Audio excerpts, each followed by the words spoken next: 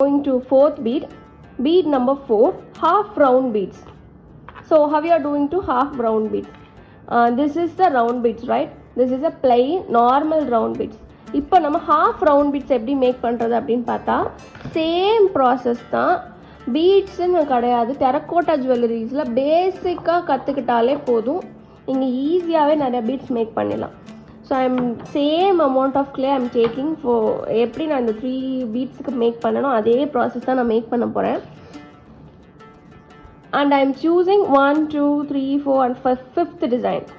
So 5th நான் இந்த மாதிரி லைட்டாக வந்து ஆயில் அப்ளை பண்ணிவிட்டு I am rolling my clay in my hands for particular design, சும்மா குவிக் ஒரு டிசைன்ஸ்க்காக.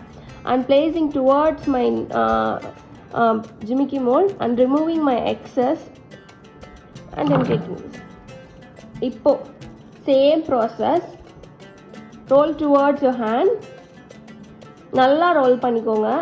இதுக்கெல்லாம் வந்துட்டு நார்மலாக ரோல் பண்ணால் போதும், because anyway we are going to roll in this comb.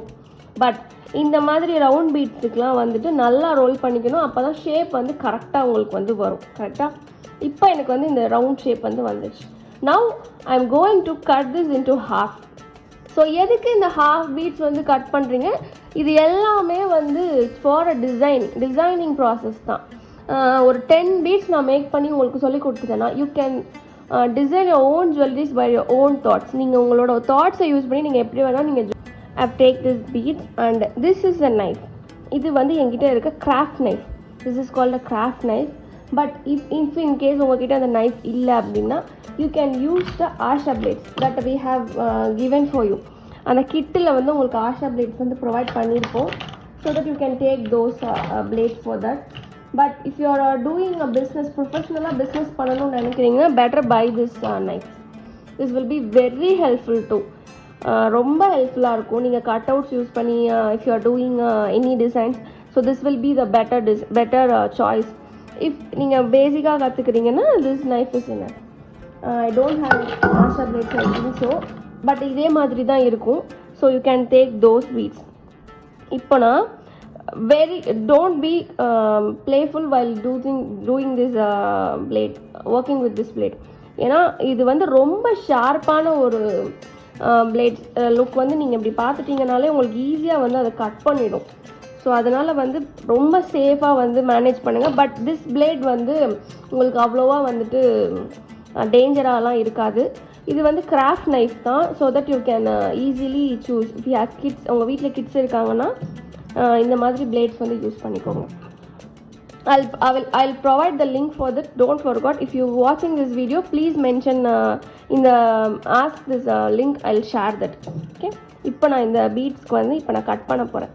இப்போ ஹாஃப் பீட்ஸ்னால் எப்படி, இப்போ கட் பண்ணுறோன்னா one side it will be want to equal, அப்போ தான் வந்து பார்க்குறப்போ அழகாக இருக்கும்.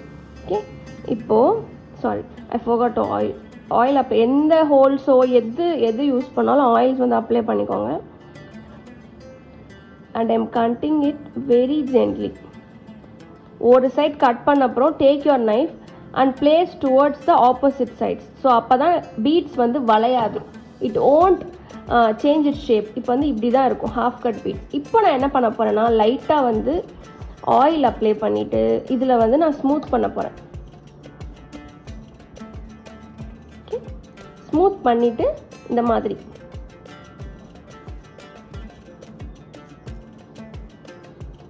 So this is the half cut beads. Half cut beads சொல்லலாம், half round beads, any other என்ன பேர் வைக்க விரும்புகிறீங்களோ வச்சுக்கோங்க. So I'm making the hole, same thing, I'm making the hole. So this is the 4th bead we have done. So half cut beads is done. If any other doubts na video வந்து திரும்ப போட்டு பாருங்க, so that you will come to understanding portions.